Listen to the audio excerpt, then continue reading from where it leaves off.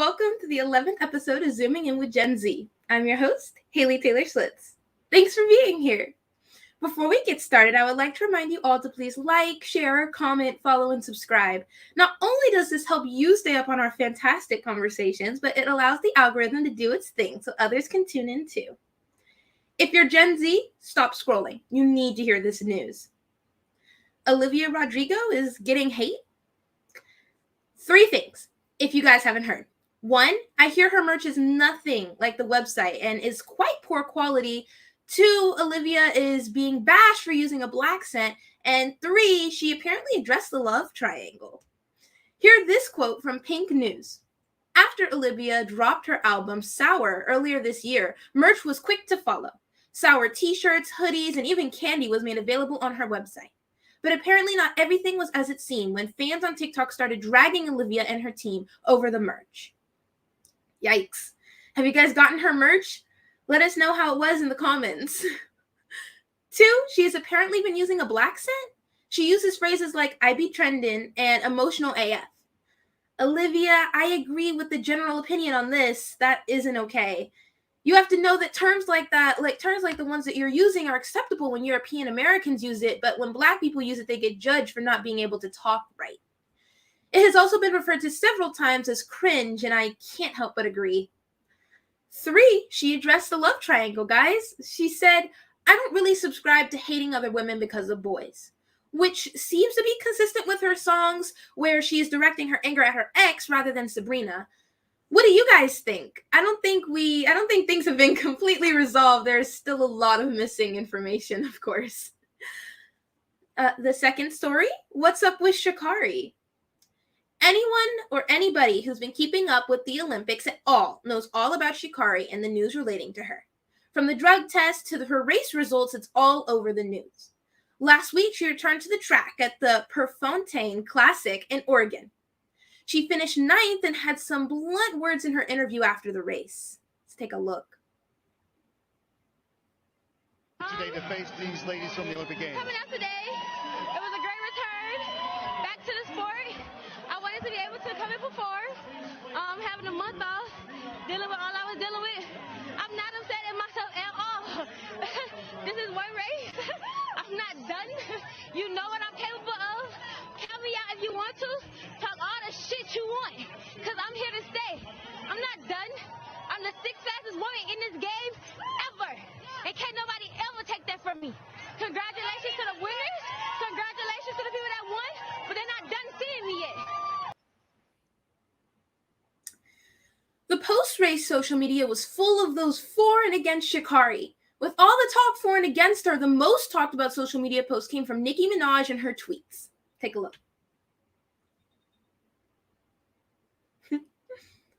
So, on the other side of social media conversations, recently U.S. track and field historic Olympian Allison Felix went on Jimmy Kimmel Live and offered support for Shikari. Before I let you get on out of here, I'd be remiss in neglecting to bring up, Shikari Richardson. You know that she's been through a lot. Yeah. And obviously being, pushed out of the Olympics because of marijuana use and what have you. In light of all of that that's been transpiring, all that she has gone through, what message would you like to say about her personally and about what she endured being an Olympian? Yeah, I know that. Supposed to be an Olympian. Yeah, I know that she's obviously been through so much. And so I hope that she's just supported. I hope people rally around her. Obviously, she has a great personality and she's brought in a lot of attention to the sport. And I think she'll be in the sport for a very long time. And so I think just more than anything, for all athletes, there's so much that goes into it. We just, give her the support that she needs. I got you. Well, you just. Sounds okay, right? But then Shikari posted this on her Instagram. Well, it seems like the track isn't the only place heating up in this fight to be the fastest woman in the world. Is there a gold medal for the social media fight? What do you guys think about these Olympic results? What do you think about, Shikari's responses to all of this? And what do you think about the fact that we aren't really focusing on the girls who won? Let us know in the comments. TikTok, cha-ching. I am so excited for this one. Hear this quote from the New York Times. TikTok has largely been known as a video app that provides entertainment and memes.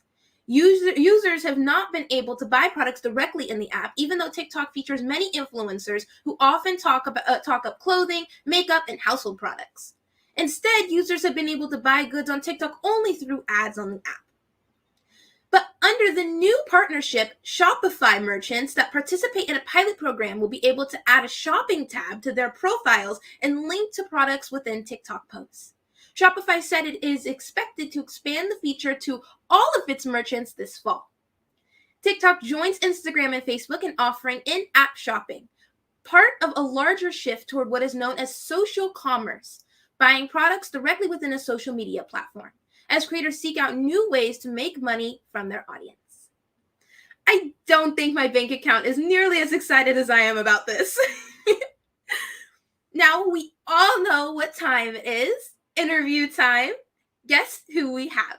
An artist and an inspiration. Jackson Brown is a success story. She is an author of books and coloring books, and she is just now entering the 4th grade.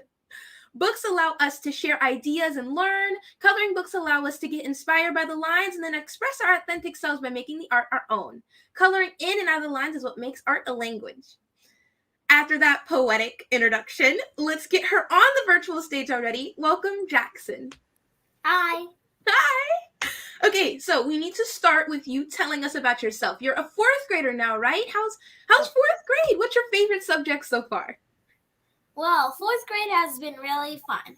Just yesterday, I got a house color, which was red, aka grit. And my favorite subject is science. We got to do lots of coloring, and we get to learn about matter. That's really, really cool. I love science, too. So, do your classmates know that you have all this success from your books and ballet and pageants, which we'll get into? Do they know about all of this? What do they say about it all? No, not yet, but my teachers do. Nice. Your teachers must be really proud. Okay, so about your books, what all books do you have? Like picture books, coloring books, like name as many as you want in Canada. All of our viewers are definitely going to want to go buy them all after this, so name them all. Okay, so this is my coloring book, Celebrate Your Crown, and it is a coloring book for girls with textured hair like mine. And my other book, Road to the Crown, it is a book about confidence to teach girls how to be more confident in themselves. That is so awesome. I actually got your coloring book. And I definitely encourage all of our viewers to get it. I was looking through it before the show and just reading the pages. I was like, yeah, my hair is royal, isn't it? So it's definitely a great coloring book. I recommend it strongly. Yeah. Okay, so one of your books is called Create Your Crown. Can you tell the viewers like more detail about it? What all is it about? Like as much as you want to give about it. Okay, so this is a book. It's also for confidence, but about your hair.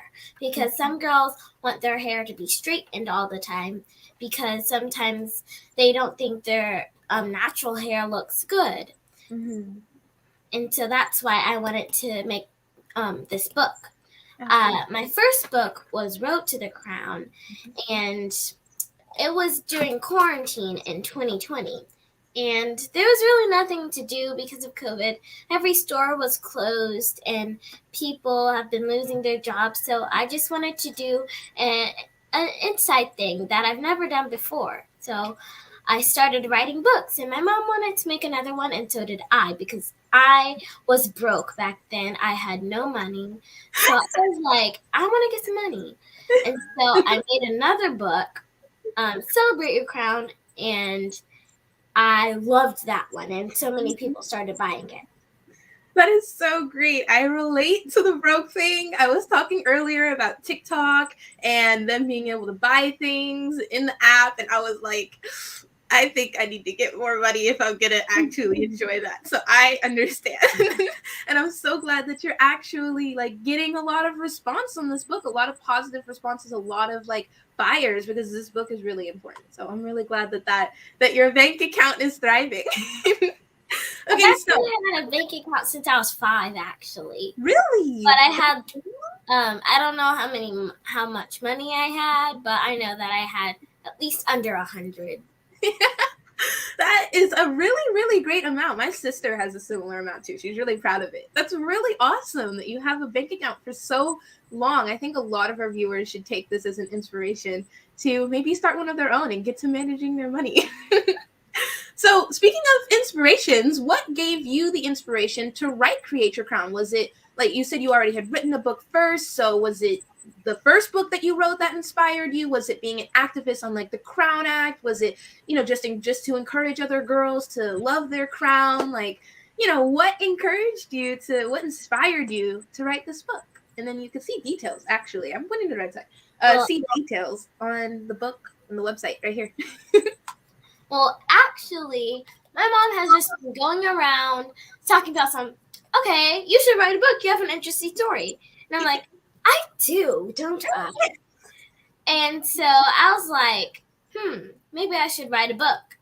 And it actually started with this hashtag that I put on my Instagram, Celebrate Your Crown, because I was doing a pageant, high school, elementary America. And I guess they needed like a hashtag or something. And so I came up with one, Celebrate Your Crown, for your hair. And so I was like, my mom was like, look at this book writing club. And I was like, that's really good. And you can earn money and you can get whatever you want. And I was like, say less. Right. I need something that I can have for myself. And so I wanted to write my first book, which was this one. I was really, really proud of it. I worked on it for a lot of time, and I had to rewrite a couple things, but it turned out really, really good. And when it came into 2021, I wanted to write another book because, I was starting school, and I was like, maybe I should write another book since the first book I wrote was really, really good. So I wanted to make it a different one instead of a reading book. So I wanted to make my second book, which was Celebrate Your Crown. Oh my gosh, I love this story. And we're going to circle back to that pageant thing. I'm not going to forget that. That is a very interesting topic. But I do want to ask, how did you even write the book? Like, did you draw the pictures in it? Did you decide the phrases? Was this through a publishing company? Like, for our viewers, and especially our young viewers who want to write a book like you did, can you give them advice or open the door to how you did it yourself? Well, actually, I am horrible at drawing, so I couldn't even draw one. So we got an illustrator to help us, and he just sent back what we wanted. Nice. And so I just didn't draw. I labeled because I can write really good. So, but I can't draw. I cannot draw. I can write, but I can't draw. So I love it. I wrote the affirmations. My hair is my crown. My hair is beautiful, and my hair is amazing. And I love it. It started out as that, but it took me a while. It took probably 3 days to get it all together or more, but I was ready to have it out because we did all this work, and I'm like, when is it gonna be over? Because I really wanted to see it come out. I really liked doing the work. It was really fun. My mom helped me, and she has to consume me with every single little detail. I love it. I love it. And I hope our viewers are listening to the wise words of Jackson, because it's really important to focus on the details. It's important to know your strengths and weaknesses and get support. I think all of that's really important, especially when writing a book. So viewers who are interested in writing a book, hopefully you listened. So speaking of your books, are there specific places where our viewers can buy your book? I know we saw the website earlier. Is it there? Is it, in other locations, like bookstores? Where can they get the book? I know they want it. Okay, so this one you can buy on my website, www.jacksonbrown.com. And this one you can buy on Amazon. for $2 or $3. I don't know the price because I didn't come up with the price. I love it. I love it. And I love the book. And I'm so glad that our viewers have gotten exposed to this. And this is hopefully on everybody's Christmas list now, if not getting it earlier. So this is great. And so I was speaking earlier about how you were in 4th grade, and I saw that on your Instagram because I follow you on Instagram. And I also saw on your Instagram that you do pageants as well. And like I said, we were going to circle back to that. So here we are. I'm wondering, like, how did you get into pageants in the first place? Well, it all started when I was 2 or 1 years old. My big sister Bria, she did her first NAM pageant, and she actually won the Texas teen state title. And I was like, we was taking a picture, and I was just like touching the crown, and I was like, I want this. And so once I got 4, old enough to be in pageants, my mom put me in a little pageant, and I got second runner-up my first time. And then when I was 5 years old, I went to NAM, North Texas State Pageant. I did not place in that one, but I won photogenic. Mm-hmm. And when I went to nationals in 2017, yes, I believe 2017, I was still 5. And I went to nationals. It was super fun. I loved all the parties. And I dressed up as Uma, my favorite character. If you actually scroll way back, you could see me doing a puzzle and singing the song, What's My Name? What's My Name? From yes. And I love that. I did not place in that one either. I was really sad. But the first thing I asked is, can we go swimming? I love it. That is the mood you have to have. I absolutely understand. I love it. And I see our comments are saying, like, great job, congratulations. And I had to take a moment to echo that. Absolutely great job. Congratulations on all of your accomplishments. And we're not even done. We're not even done with your accomplishments yet. Earlier, you were mentioning that I think you currently hold a title. Do you? And if so, what is it?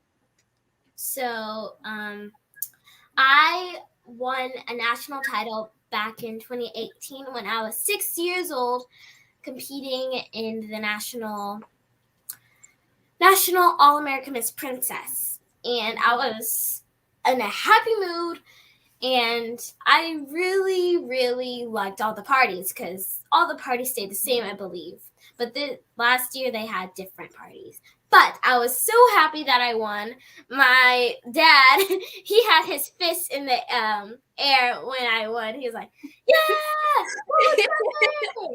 And I was backstage, and I was like, Mama, can we go swimming? And my dad was like, the swimming pool is closed. It closes at 10, and it's 10 or 11. And I was so sad because I always go swimming. And my mom promised that we go swimming after the finale. But I didn't know I was going to win. But I had hope in my heart that I was going to win. Mm-hmm. So I didn't get to go swimming that time. But I mean, what a great reason to not be able to go swimming. You won a title, and our comments are already saying, like, absolutely outgoing and super brave.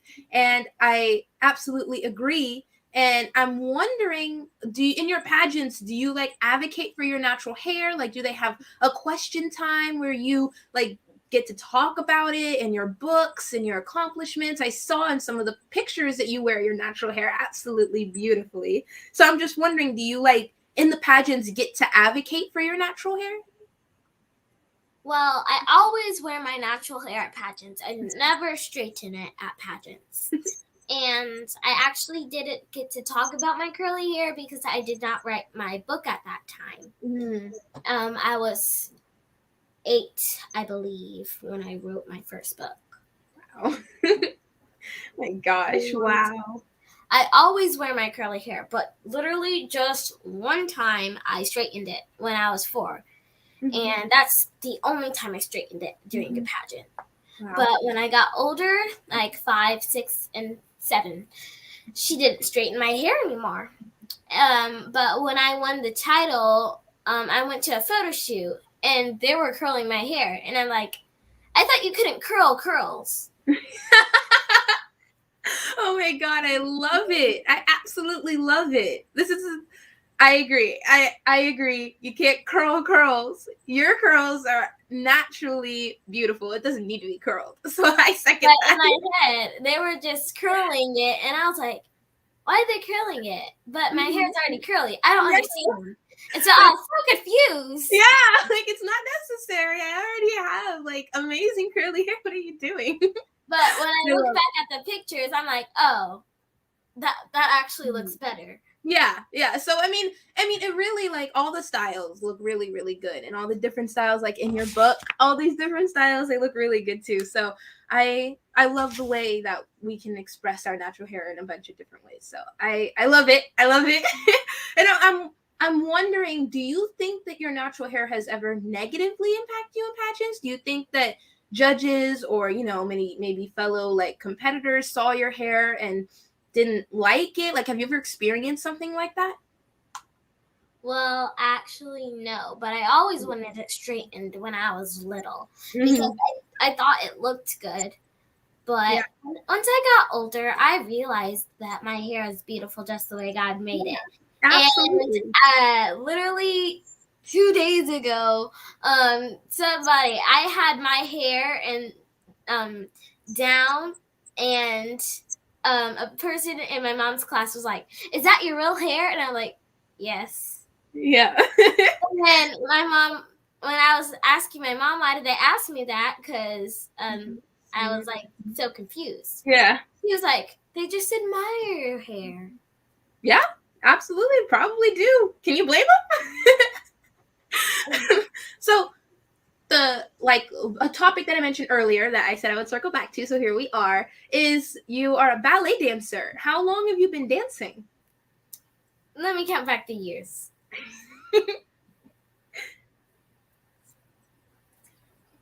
It's amazing. 6 years. Really? I've been at, when I was 3, I started dancing at I forgot what it was called, but it's in Dallas, and it's an all-black dance school. I forgot what it was called. It was a lot of years. Dance Black. Really? Dallas Black. That's awesome. Wow. That's incredible. So what inspired you to do dancing? Like, was it just an extracurricular your mom put you in, or was there something that like you saw somebody, or, I don't know, like what was it? How'd you get into it? Well, I've always wanted to be in pointe shoes because I saw how pretty they were. And I was like, "Mama, I want to be a dancer. Look." And so she's like, "Okay, I'll put you in a dance school." And I went into the dance school. It was very fun. I love the competitions because there's a swimming pool and you also get to dance. Wow. But every time after my dance competition, I always went swimming. Mm-hmm. Yeah. Wow. That's perfect for you. Dance and swimming in the same spot. So, like, just in general, like, do you know what you want to be when you grow up? You have so many like options, so many doors are open, from like author to model to professional dancer. I saw that you're an actress, an elected official. Like, do you have your eyes on anything, or are you just keeping your doors open right now? Well, as I was a kid, I was like, I want to be the tooth fairy or something, or I want to be a worker that builds things, or I want to be an artist. So I had all these thoughts in my mind. But when my dad got me a book about the human body, I was like, this is very interesting. But I couldn't read it very well because I was 4. I couldn't read that good. And so I just looked at the pictures. And it's actually, it has each part of what the body is, like the arm, the head, the stomach, and your legs. And every time you flip a page, the things that was in the book that they talked about is the part in the body. I can't really explain it that good. So you're interested in science? I know you said your favorite subject is science. Yeah. So going into STEM, maybe a science field. That's exciting. But I've always wanted to be a plastic surgeon. Wow. Wow, that's awesome. That is absolutely awesome. I hope our viewers are as inspired as I am. Let us know in the comments how inspired you are. I'm a 10 out of 10. So my last question for you, it's going to be sad that this is my last question. I tried to think of more, but my last question for you, which I already know the answer to because I'm definitely a fan of yours, but for our viewers who need to catch up, where can we go to learn more about you, your books, your advocacy, and follow your journey? Like Instagram, Facebook, Twitter, all of that. You want to drop the tag so we can follow you? Okay. So my Instagram is Jackson Brown, where you can find everything about me. And my Facebook is also Jackson Brown, where you can find also everything about me. And then my Twitter is Brown Jackson, spelled backwards. I haven't looked at Twitter because I haven't downloaded Twitter, so I don't know what's posted on there or what's on there. I've heard of it, but I don't know what's on there. But I know that I have it. And my website is, as you can see, www.jacksonbrown.com. No space on the Jackson Brown.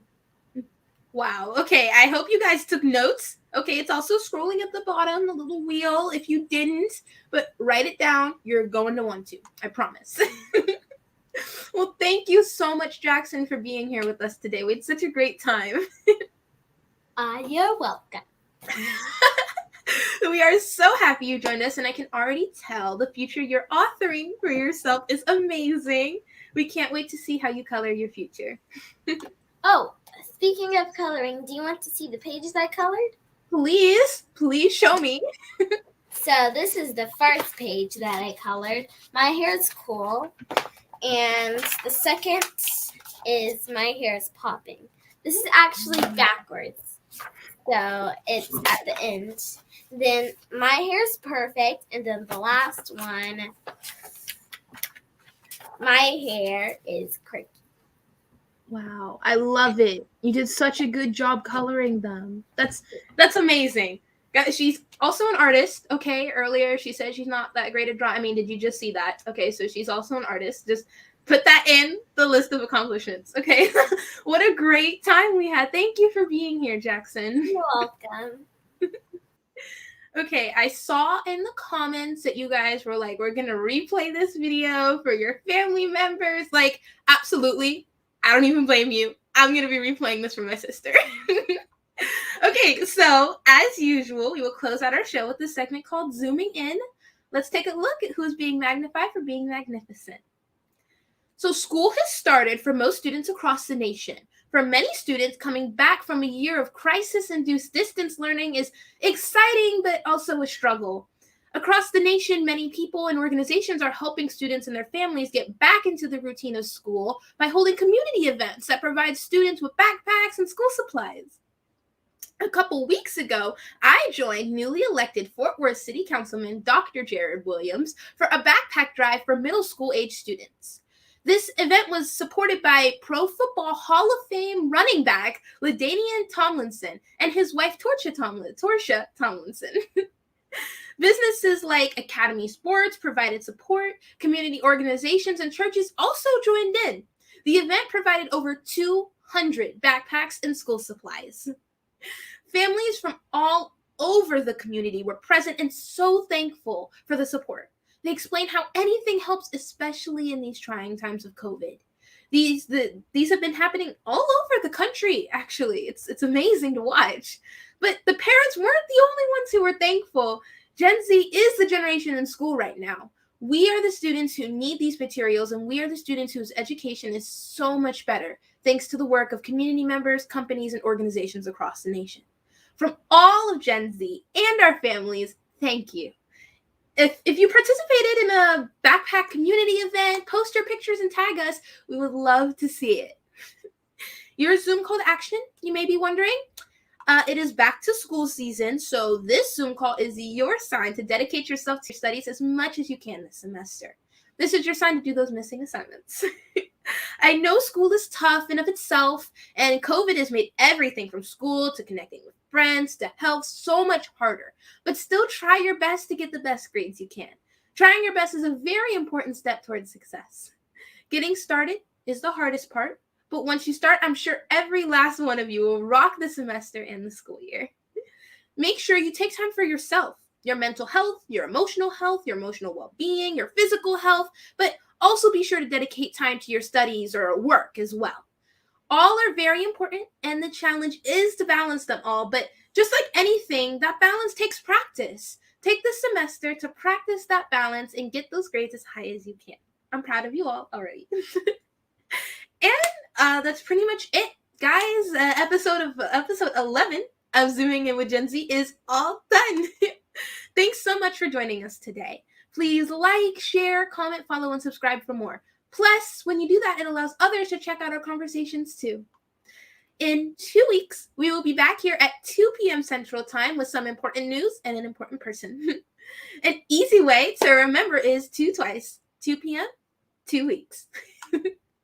A shout out of thanks to Citizen Ed for providing us with this platform to talk about the issues we care about. See you guys in 2 weeks.